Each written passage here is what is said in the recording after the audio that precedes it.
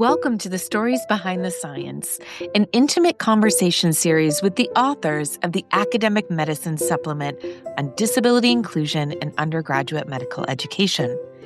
In each episode, we step beyond the printed page. You'll hear directly from the authors, their motivations, the lived experiences and data that shaped their scholarship, and the futures they imagine for a more inclusive profession. These aren't just studies or commentaries. They are stories of systemic change and of a deep commitment to justice in medicine. Together, we'll explore the supplement's 6 themes: the evolving landscape of disability inclusion, the learning environment, disability at the intersections, barriers to entry and transition, new frontiers in disability research, and real-world case studies of inclusion in action. Through these conversations, you'll meet the people behind the work, their stories, their vision, and the communities that drive their scholarship. So, join us as we uncover the stories behind the science, stories that are reshaping medical education and, ultimately, the future of healthcare. I'm your host, Lisa Meeks, and I'm delighted to welcome today's guests, Dr. Kirsten Brown, Assistant Professor of Health Professions Education at the Uniformed Services University of the Health Sciences, Dr. Dionna Bidny, a first-year resident in Physical Medicine and Rehab at the University of Pittsburgh Medical Center, currently completing her transitional year, and Dr. Abby Konopasky, Senior Director of Medical Education Research in the Department of Psychiatry at Northwell Health. In this episode, we'll dive into their article, Disability in Undergraduate Medical Education in the United States, a Scoping Review. Drawing on more than 80 publications, their study reveals how disability in medical education has too often been framed through deficit in legal models with little attention to intersectionality or the voices of disabled learners. We'll talk about why this framing matters, what the team uncovered, and how their work points to a new direction for disability inclusion in medical education. What inspired you to pursue this particular work? I mean, a scoping review had not been done on disability-related research. What was the inspiration? Was there a personal or professional story or, drive or motivation that prompted this? I think this is a really important question. This is Dionna speaking, and I think we can all probably answer this in so many different ways. I have several chronic illnesses that made medical education, as it stands, particularly testing, not fully accessible to me. And so by the time I got to medical school, I already had some pretty strong interests in disability advocacy and equity. But my journey of getting accommodations, especially for step 1, highlighted how important this space was when directed to physicians and physician trainees as well. Just trying to gain equitable footing felt like an uphill battle, which at every step I felt like I had to rehash a lot of the medical challenges I had faced in order to prove my own needs. And then when I moved into the clinical setting as somebody who at the time of my 3rd year of medical school, I used a cane part-time, my changing needs were very frequently doubted and questioned.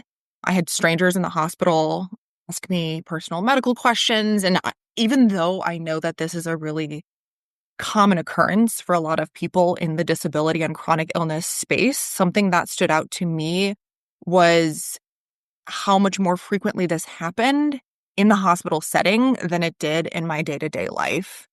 And so I personally recognized how strongly the able-disabled binary was upheld in the doctor-patient relationship. And there was an assumption that I, as a provider, was not allowed to cross the boundary of that binary. So a lot of my work and interests in this space sprouted from personal experience, but since then it's come to include a lot of people and a community that I care deeply about, both patients as well as fellow healthcare providers. That's awesome. I hope that participating in writing this paper as an exercise gives you some motivation to write up your personal journey. So many of these stories are shared in Jam a Piece of My Mind, and we collect them on our website and share them with learners. I think sometimes it gives learners hope, and certainly they get read by a lot of people. And there's those nuggets in each of those that serves as a mechanism of change for faculty. I think a lot of people are going to be interested in this particular paper because of just how comprehensive it is, and looking at the growth and journey of this work over time was fascinating for me. Anyone else want to speak to that first question? So this is Kirsten, and similarly, personally, I'm disabled, and that inevitably shapes, how I see the world and the research questions that I ask. And then professionally, I'm really lucky that disability research is part of my job. But when I think about that and that kind of separation between personal and professional, I'm also kind of reminded that what Bell Hooks says, which is that your personal experiences, gender, race, class, disability, whatever, are never just private struggles. They are fundamentally political. And I see that incredibly clearly in medical education. So what might look like an individual level challenge, which Dionna just described in accommodations and getting accommodations, or managing health alongside training, actually reflects a broader institutional policy and cultural assumptions about what it means to be a physician. It's not an accident that accommodations within either education or employment are framed as individualized. That's a political decision. So what inspires me to do this type of work is the awareness that the personal is political. Yeah, this is Abby. And I would also say that for me, the importance of doing this as a scoping review with a critical perspective. Professionally, I'm a linguist and I love language, and I love looking not just at what people say, but how they say it. And I think how we talk about learners with disabilities matters. And so this was, for me, first of all, learning experience to write with this great team, but also another opportunity to get our colleagues to think about the ways that they write. And it may be, this is the standard, this is the norm, this is how we write. Maybe it shouldn't be, right? Those sorts of questions are really important to me. It's so interesting, Abby, because of course, a lot of my research was part of what you captured in your scoping review. And this is my life's work. I also identify as having a disability, and this is what I do every day, all day.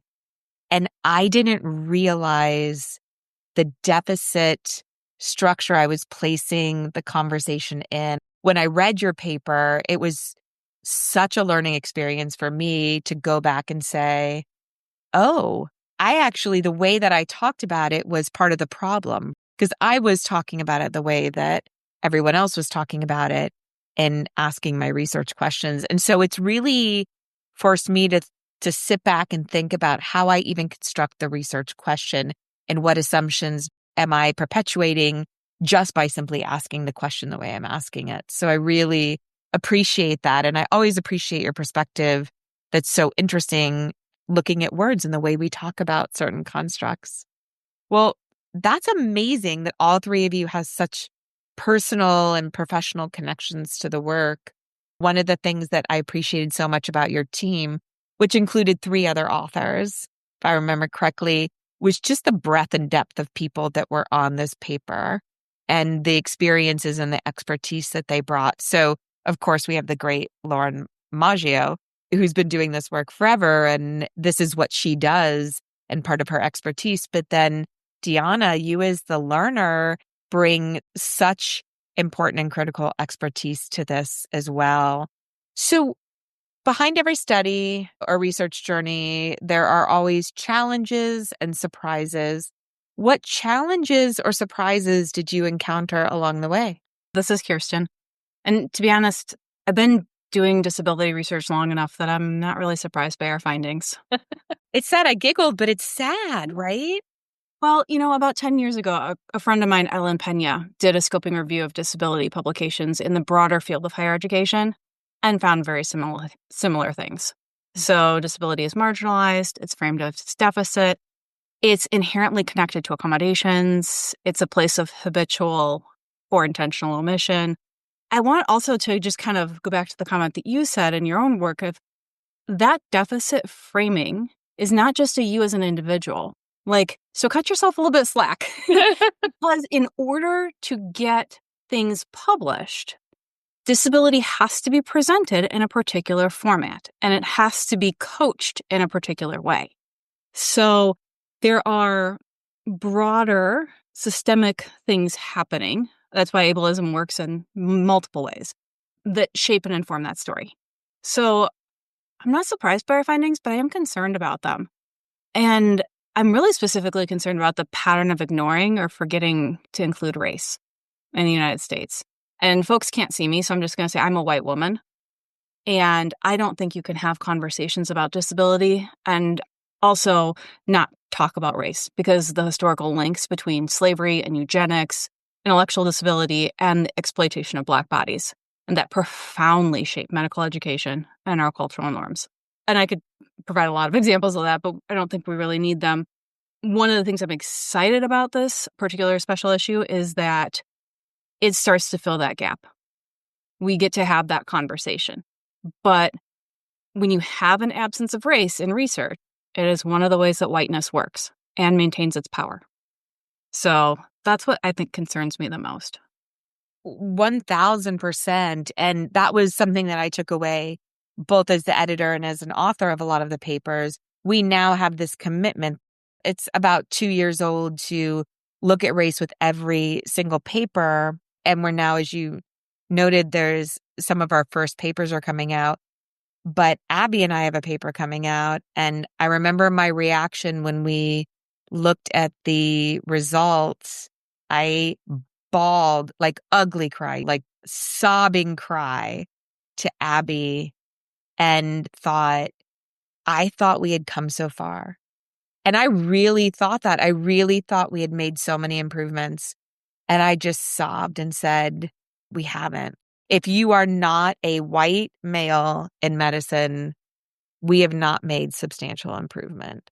So there's a long way to go. And I'm really glad that you bring that up, because I do think it's really important. It was one of the criticisms in the review, and it was one that I hope that everyone takes very seriously. So anyone doing this research is thinking about the ways in which racism, homophobia, ageism, sexism are also part of what is being experienced by our learners. Yeah, and I can really echo so much of what Kirsten said, and the fact that this was not something that was surprising, but is a foundation to sort of this continued challenge that we're facing. There wasn't a challenge that I found when writing. It wasn't a challenge that we found when researching. Given that it's a review of what's already existing, it just highlights the continued changes going forward. And what really strikes me is how many people who are in this space have been calling for change and calling for change and calling for change. And it's one thing to do that, and it's a completely other to implement that change. When I was actually looking through some of the other articles in the supplement, I believe this is actually one that you were on, regarding the implementation of more functional technical standards.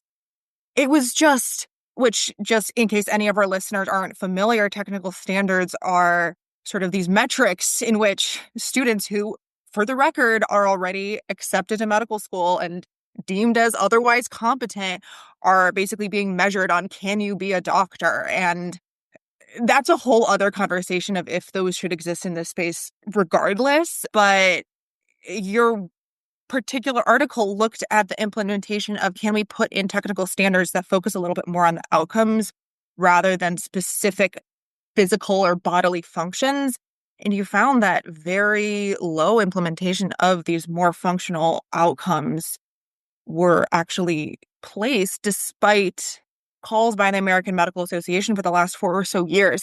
And this is just one example. And we're just talking about technical standards, let alone foundational shifts towards intersectionality, disability justice, and anti-ableism that is so profoundly needed, especially, just as Kirsten says, as it ties directly with the anti-racism that is still so needed in our field. So the challenge is something that continues. It wasn't part of the research, but it's something that continues. And that's why our call to administrations and institutional power remains very loud.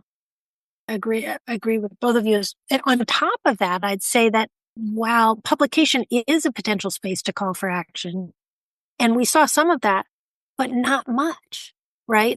That's the other thing that's like, so you call for action, the action isn't being taken, but meanwhile, it's even hard to get that call for action published, whatever the reasons behind that. It's not like one of the most common purposes for doing this work. So in your review, when you were reading, whether it was qualitative research you were reviewing or the personal stories, what were your thoughts about the human stories that came through in those experiences, especially for those of you who hold that disability identity, especially Dionna, I'm going to say for you, because it must have been really hard, probably having some of these things echo with your experiences. Yeah, absolutely. Just like you said, I felt so much of what is in my personal story and that of my colleagues that is both blatantly ignored in my professional life, that's also blatantly ignored in the research. I'm so fortunate to be part of this study. I'm working with so many brilliant people that know so much more about this space than I do, but to see that reflected in my own personal and professional life has been really profound and really has directed a lot of sort of where I see my career in research going. But yeah, as you know, our work discuss a lot of gaps that we found in the literature. And I can say, while our review itself recognizes the need to fill those gaps, I felt like the human story of doctors with disabilities was really reduced, is the word that I would use. So, for example, by and large, the research treats disability as something that should be reacted against, not proactively understood as part of the spectrum of human existence. So, for example, often disability or chronic illness was framed as something that could be effectively, quote unquote, counteracted by proper accommodations. And if that wasn't achieved, then those illnesses or disabilities would be a liability. But the reality is our lived experiences, so once again, that human story does not disappear with accommodations. So while accommodations are a hugely vital and important part of equity, they are kind of the bare minimum in regards to acknowledgement of the disability and chronic illness experience. Additionally, something that I also noticed was that articles did represent disability as something that is useful to include in discussions surrounding diversity in medicine. But the source of the worth of a disabled doctor came almost strictly around discussions in our ability to teach others or to empathize with patients on a higher level. I find this to be profoundly reductionary. While there is an undeniable, wonderful, beautiful connection with seeing myself in patients and patients seeing themselves in me, my inherent ability to empathize with patients is because I'm a nice person and I chose this career for the right reasons, right? So not because I've been a patient at some point in my life. I also love to educate others, but that's also not the source of my worth. So that's all to say that the value of disability as a doctor includes, but really goes above and beyond the fact that we have had medical experiences ourselves, and it extends into profound lived experiences and also includes the intersections of our illnesses or disabilities with other identities, many of which, as we're going to keep coming back to, are systemically shunned by medical institutions. And also, there's also part of our medical experiences that have shaped our creativity, our learning, all the emotions that go along with disability, the grief, the joy, the traumas, the wins. And so all that being said is the human story is very profoundly reduced in the literature. I want to ask Kirsten about something that you brought up earlier. I don't think you said it directly, but kind of nodded to, well, you got to start somewhere. You have to situate this topic in a way that it is publishable. And so in thinking about what Dionna is saying as accommodations being this end-all be-all solution to disability inclusion, and then these stories, it's almost like a sales pitch, right? Include people with disabilities because, and you can make that concordant care argument. You can make this empathy argument, which we have. You can make the lived experience argument. about being able to inform systems and structures for the better. And these are all arguments that are kind of part of a series of them that we make. But I wonder, because I feel like, Kirsten, you're going to say what's on your mind. I wonder what your thoughts are on the more, and I don't know if political is the right word, but meeting medical education where it was at, and deriving something that was palatable and also filled a gap at the time, because you're looking at research as it has evolved. Mm-hmm. And I would argue that the only way I got the first publication was from shock value. And the shock value was quantifying the number of students with disabilities in medical education. And I remember very distinctly saying, no one will listen to anything I have to say unless I can show that these students are here, and no one knows they're here. No one believes me when I talk about this. So I wonder if you have thoughts on kind of the strategy or the political savvy of navigating a world that wasn't even willing to accept this as a viable, valuable research agenda. Yeah. So I would say there's kind of two answers to that. One, within the broader academic structure, we're taught to frame an argument with a problem-based perspective. And therefore, the problem Gap hook. Problem gap hook, yep. Typically the problem, at least for disability, and it's not just disability. You see this in transgender, you see this in fatness, you see this in race. The problem is the person, or however you want to frame that. So that's how academia works. That's the template that we function within. And then the easy way is to make as you said, there's a whole bunch of different ways you can conceptualize that problem. You can make it as a percentage of the population. You can make the rationale, these people bring value because of their diversity, and ignore the problems associated with that. These people, as Dionna said, are educational tools to teach their peers, right? You add value in some capacity as well. The work that I find personally really interesting is the work that starts from the inherent notion that disability is valued. We start from an asset, and you just enter the entire research process with that framework, which is actually quite hard to do intellectually because you've been trained for so long as an academic to do problem gap hook. So how do you shift your way of thinking to say that inherent value means worth as you are? Representation is a form of power. So, and the way I a lot of times will get to this is who benefits when disability is devalued? Because a lot of our conversation around disability does happen in accommodations. It does happen in ableism. Well, who benefits from that? So that's one approach, I guess you could think about. I'm also going to say, though, that responsibility of a broader narrative, because a scoping review is really like the story of stories, right? Mm-hmm. The responsibility for that broader narrative does not land on one person. There are people that always come before us. There are people that tried and were not allowed to have the perspective or the voice. As you said, shock value does get publications, and then it's small little inroads. So those are the political ways in which academia works. It's so weird. I mentioned this paper that's coming out with Abby. Mm-hmm. I remember our team, this moment of, and I've had this several times in my career, this moment of this is going to get published and it's going to be impactful. And that's almost always associated with the worst outcomes. Yep. Because those are the stories that are sellable. Yeah. And also, I would point out, I'm a white person. Imagine trying to tell these stories as a woman of color, mm-hmm. as a disabled woman of color, or as a Black man. How much more difficult is it to get that perspective listened to within the academic hierarchy? So it's not easy. And then I would say,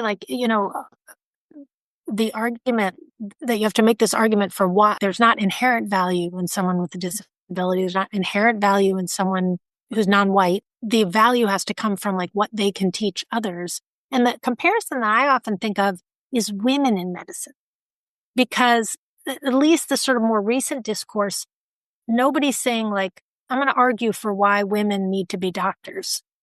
It's assumed that there's an inherent value. And the problem here is that there's bias and the structures aren't built correctly for everybody to be involved, because women now count as the everybody, right? And so for me, that's like a helpful comparison, is like, how would I write an introduction on a paper about women in medicine versus how am I going to write an introduction for a paper on Black men with a disability in medicine, right? And they're going to be really different problems, gaps, and hooks, right? How do you hope that readers of your paper, and now podcast listeners, will use or apply this scoping review? How does one use this paper to enact change? How do you hope people use it in their practice? Well, I mean, I think it really depends on who you are, right? So for researchers who are listening, this article serves as a baseline or a citation point. It documents the existing state of the research field. If you're faculty and you're teaching about disability or diversity, I mean, the article serves as an overview. And also the discussion section of the article really could be used as a platform to introduce critical perspectives on diversity and how framing disability as diversity also sets disabled people up for uncompensated labor, minority tax. When we're not critical, we end up tokenizing folks, and disability then becomes a product for consumption, or we run the risk of it becoming a numeric quota. So I think that discussion section can be used by people if they're teaching in diversity classes. And then this article really maps out tons of areas for possible research. So if folks are looking to generate ideas, please use the article in your brainstorming process. We've already talked about a bunch of topics. I think the other things that are in there that to me are super interesting, and I'm sure Abby and Dionna also have ones. I really like Neera Jane's idea of legibility. I think that parallels really nicely with like Autumn Wilkie's work on apparentness, Ryan Miller's work on strategic and selective political decisions of disclosure. So I hope that the article fosters interesting research. I really agree with Kirsten in that there are so many avenues in which you can take this work as kind of a launching pad, a foundation, if you will. I also want to echo my personal enjoyment of Jane's work. It was some of my favorite articles that we read during the review process. In general, something that's really interesting to me, especially as a recent medical student and a new resident, is curricular change and enacting curricular change. And we've seen so many gaps in terms of disability education, in terms of anti-racism curriculum. And I would just love for this to be a launching pad in different curricula that acknowledge that disability access is so often tied to other issues of social justice. And just as we spoke about kind of in the last question, that intersectionality, we will always come back to that, and how much the burden of intersectionality is now falling on the learner when it should be a larger scale institutional equitable change. And just like Kirsten said, suddenly you are being commodified as somebody who is maybe not only disabled, but also queer, also Black, or some other minority group. I would love it to be a foundation for curriculum that do not ignore the political nature of disability and recognize that how we teach about it, specifically to our own medical trainees, if we ignore it, it's a massive disservice, not only to the disability community, but for social justice as a whole. And I just wanted to inspire more questions, more research, and just any sort of proactive questions in this area. Yes, and yes. And then I'd also say, I mean, and huge kudos to Kirsten on this. This review shows you that a scoping review doesn't have to be through a post-positivist lens. It can take a critical perspective and still scope the literature. I think that's a big methodological statement. And so I'm also hoping, whether it's within disability studies or outside, this idea of a critical scoping review, maybe there are others out there. I haven't seen them in the med ed space. This prominently located in this supplement and hopefully, cited and read by a lot is a new way to think about, to my mind, to think about scoping reviews. I remember the reviewers very clearly saying, this this feels different. Like it's not fitting neatly in this category. It's not fitting neatly in this category. It is this critical lens that you took. And that allowed you to say so much more, I think, about the work than just kind of reporting on it and what's happening. Very, very, very valuable approach. And I also want to shout out Lauren and Joel because, oh my gosh, like the rock star team. If you have not had the opportunity to work with them, I'm just going to bow down. Like the best rock stars any person could ever want in doing any type of review.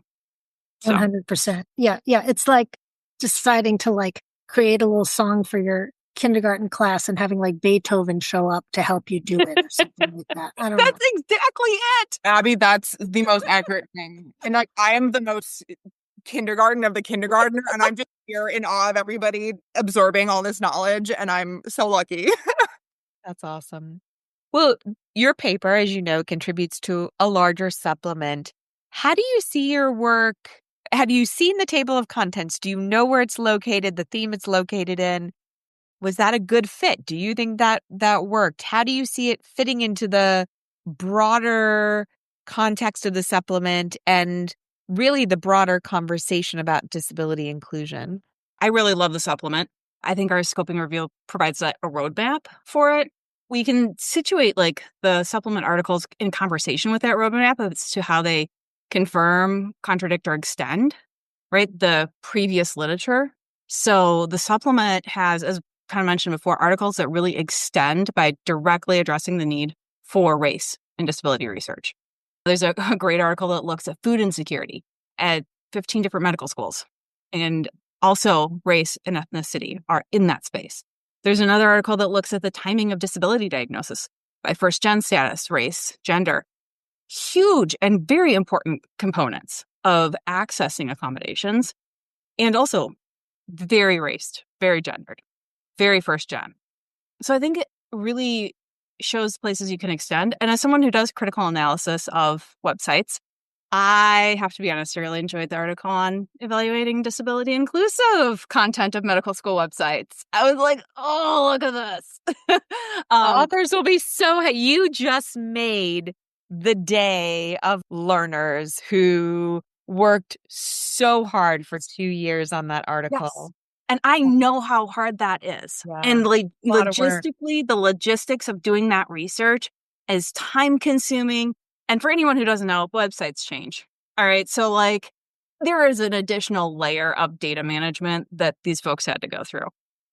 And, you know, we did not get to cover disability justice really within the scope of our article. But I love that the issue, again, extends the literature by including that and including a really intentional focus on that inclusion component.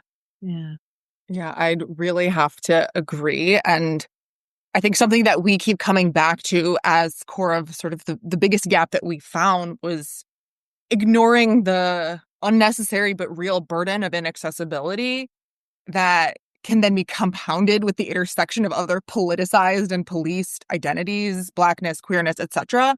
And I was so delighted to see the need for this framework and the intersectionality and disability justice addressed in these articles. There was another article that I really want to shout out. It was a commentary article specifically about a disability justice framework towards medical education that I also thought was really good.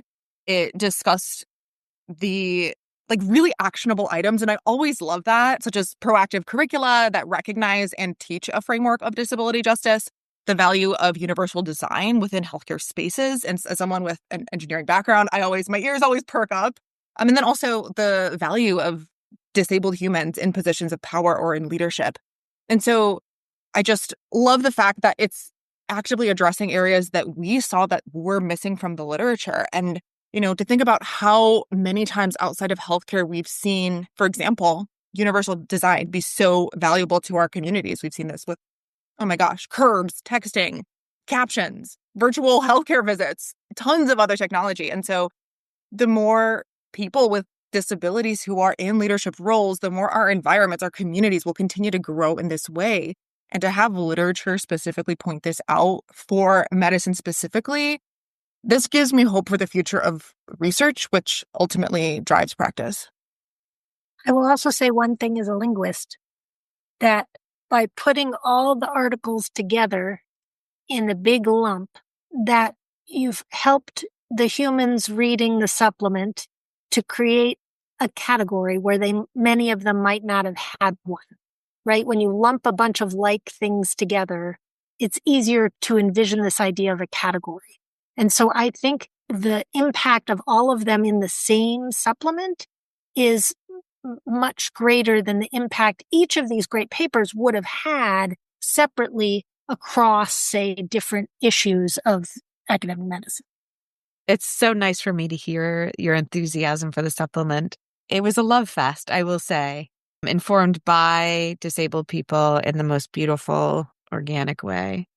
I want to get to the who inspired you, who do you want to celebrate, who supported this project, behind the scenes, in the project, mentors, collaborators, students, anyone you want to thank for helping bring this work to the forefront.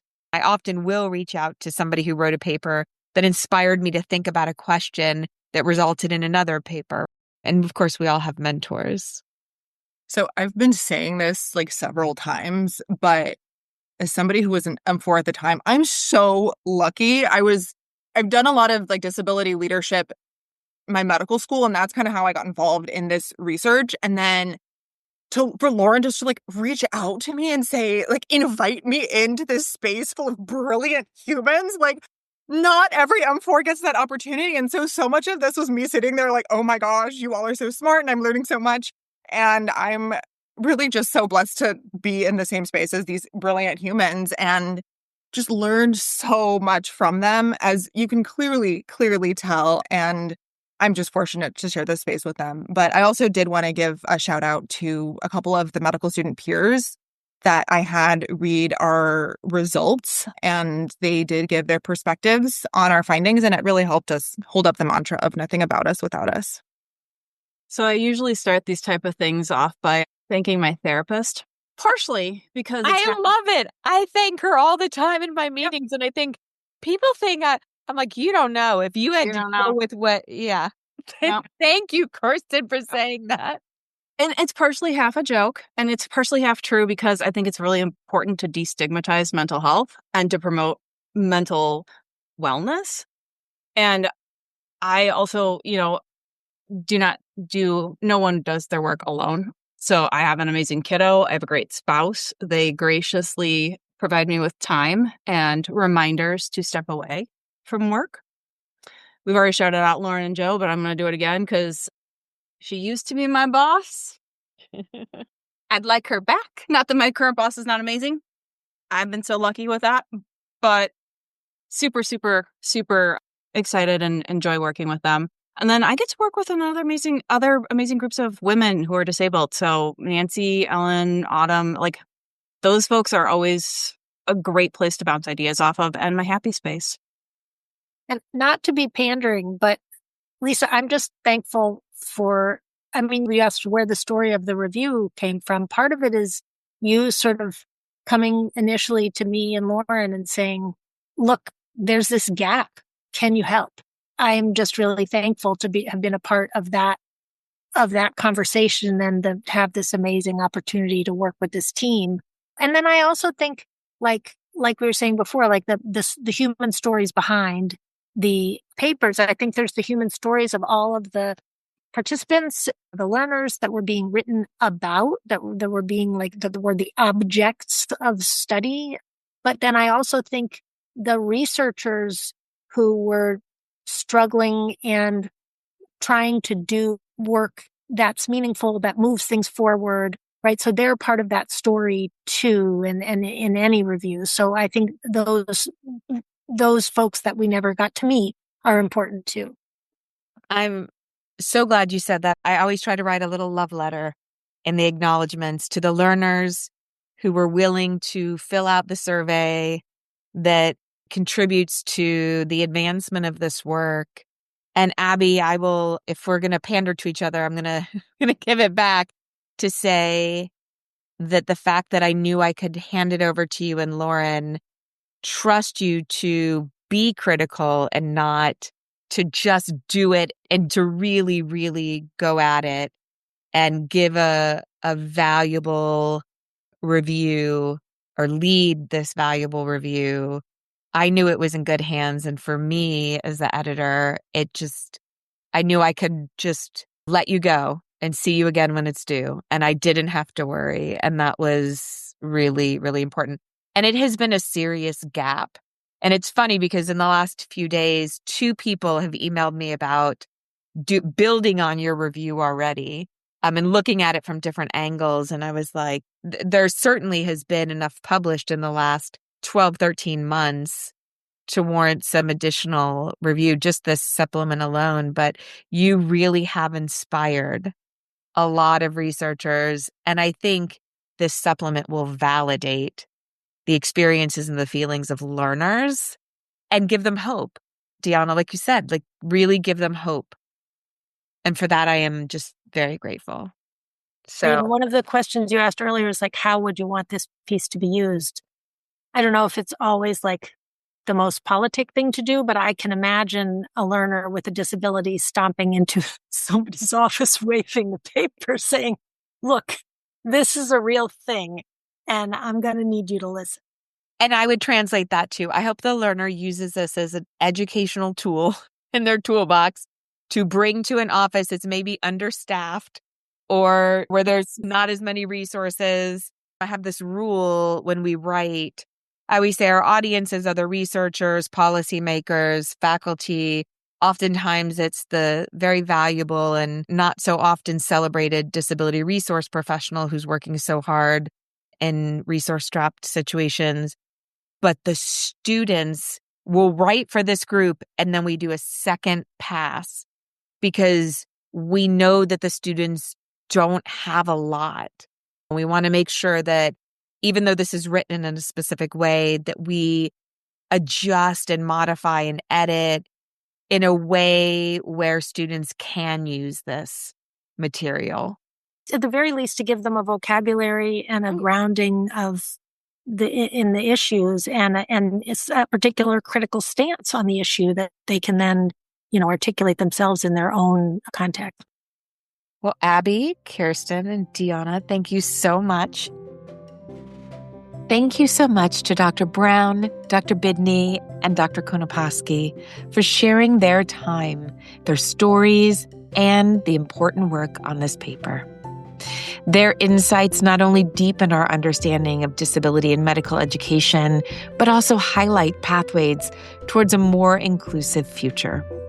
And to our listeners, thank you for joining us. If you found this conversation meaningful, I invite you to subscribe and explore the other episodes in this series. Each features authors from the Academic Medicine Supplement on disability inclusion in undergraduate medical education, offering their unique perspectives, research, and lived experiences. Together, these stories remind us that the science is only part of the picture. The people behind it are what bring the work to life. So stay tuned, keep listening, and keep learning with us.